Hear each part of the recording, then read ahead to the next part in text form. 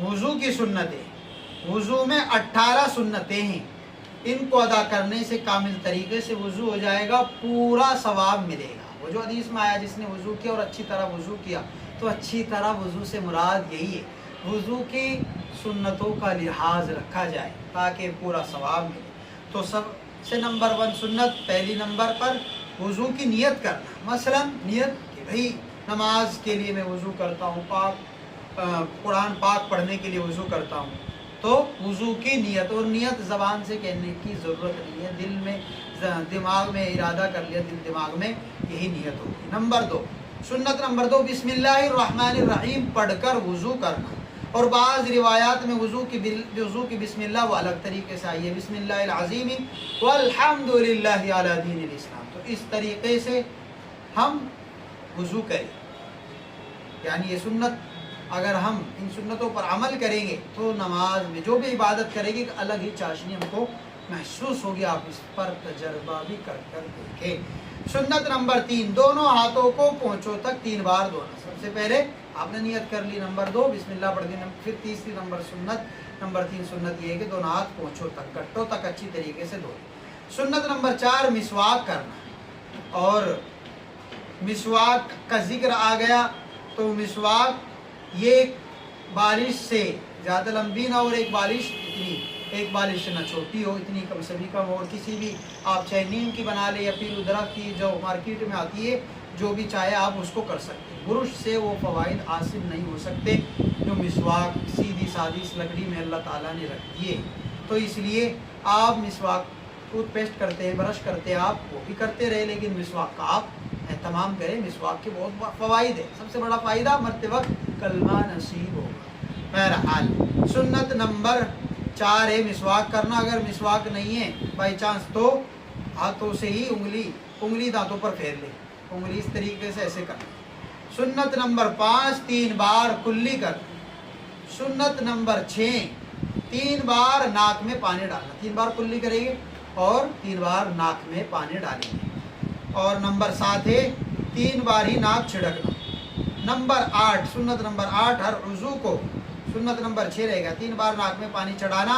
सुन्नत नंबर 7 3 बार नाक छिड़कना, अच्छे तरीके से नाक भी साफ करें। सुन्नत नंबर 8 हर उज़ू को 3 बार धोना। इस तरीके से मसा जो होगा वो ये धोना नहीं है, इसलिए मसा सिर्फ एक ही बार किया जाएगा। धोने वाले आज़ा जो भी है वो 3 बार धोए जाएंगे। और पानी का इसराफ नहीं करना, यानी 3 बार भी धोना है, नहीं ये नहीं कि हम वज़ू कर रहे और 10 लोटे पानी बहा दिया, वरना तो ये वज़ू के मकरूहात में है पानी का इसराफ, पानी की फजूल खर्ची करना। नंबर 9 चेहरा धोते वक्त दाढ़ी का भी ख्याल करना। अगर कम दाढ़ी है, हल्की 2-4 ही बाल है तो उनको तो आदमी कर ले, और घनी दाढ़ी है खूब बर्मा, तो इस तरीके से ख्याल कर लीजिएगा आप। नंबर 10 हाथों और पैरों को धोते वक्त उंगलियों का ख्याल करना, इस तरीके से अच्छे तरीके से, ताकि कोई भी जगह खुश्क और सूखी न रहने पाए। सुन्नत नंबर 11 एक बार तमाम सर का मसा करना। और सुन्नत नंबर 12 सर के मसे के साथ कानों का मसा करना। इस तरीके से मसा होगा, पानी आप इस तरीके से हाथ लगाकर और इस तरीके से यूँ करेंगे, 3 उंगली ऐसे ले जाएंगे और फिर इसी तरीके से ये जो बच गया इसको ऐसे लाएंगे और ऐसे करेंगे और यूँ करके और अच्छी तरीके से पिछला ये हिस्सा गर्दन पर फेर लेंगे। ये सही तरीका है। सुन्नत नंबर 12 सर के मसे के साथ कानों का मसा करना। सुन्नत नंबर 13 आज़ाए वज़ू को मलमल कर धोना, अच्छे तरीके से आप धोएं।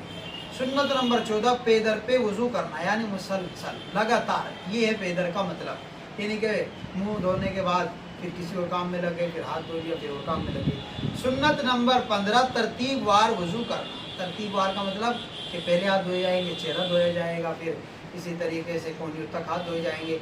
तो जो तरतीब है ये नहीं कि आप पहले पैर धो ले और फिर अलल टप ऐसे ही वज़ू कर ले, तो ये सुन्नत आपकी अदा नहीं होगी। सुन्नत नंबर 16 दाहिनी तरफ से पहले धोना। तरतीब भी यही है, पहले दाहिनी तरफ, दायां हाथ, फिर बायां हाथ, दायां पैर, फिर बायां पैर, इसी तरीके से। सुन्नत नंबर 17 वज़ू के बाद कलमा शहादत अशहदु अल्ला इलाहा इल्लल्लाह व अशहदु अन्ना मुहम्मदन अब्दुहु व रसूलुहु पढ़ना, और फिर पढ़कर इस दुआ को भी पढ़ें, अल्लाहुम्मा इजअलनी मिनत तव्वाबीन वजअलनी मिनल मुततहिरीन। वजअलनी मिन इबादिका सालिहीन। इस दुआ को पढ़े तो वुज़ू में चूँकि ज़ाहिरी तौर पर हमने पाकी हासिल की, इस दुआ के पढ़ने से बातिनी तहारत इसमें चूँकि इसी का जिक्र है कि अल्लाह मुझे तौबा करने वालों में से बना दीजिए, अल्लाह मुझे पाक साफ रहने वालों में से। तो इसमें गोया कि हमने ज़ाहिरी भी पाकी हासिल की और बातिनी अंदरूनी तौर पर दिली जो बीमारियाँ है गोया कि इस दुआ में बंदा अल्लाह ताला से वो बातिनी बीमारियों के दूर होने की दुआ कर रहा है कि रब करीम अपनी रहमत से हमारे बातिन को भी पाक फरमा दीजिए। अल्लाह तबारक व तआला इन सुन्नतों पर अमल की तौफीक अता फरमाए और अपने घर में और जितने भी लोग चूँकि ये काम वुज़ू हम करते हैं, ये वो काम वो सुन्नतें हैं जो हम जिनसे हमारा वास्ता पड़ता ही पड़ता है। अगर ये सुन्नत के मुताबिक हो जाए तो बहुत अजर मिलेगा, बहुत ही आपको रहमत बरकत अल्लाह की तरफ से बरकत देखने को मिलेगी, शफ़क़त और अल्लाह ताला की मेहरबानियाँ इनायात आपकी तरफ मुतवज्जे होंगी। चूँकि हुज़ूर आए हमारे लिए आइडियल बनकर और हम गोया के किसी न किसी अब वुज़ू में सोकर उठने में अपना आइडियल बना रहे हैं, बनाते जा रहे हैं और बनाएंगे इंशाअल्लाह।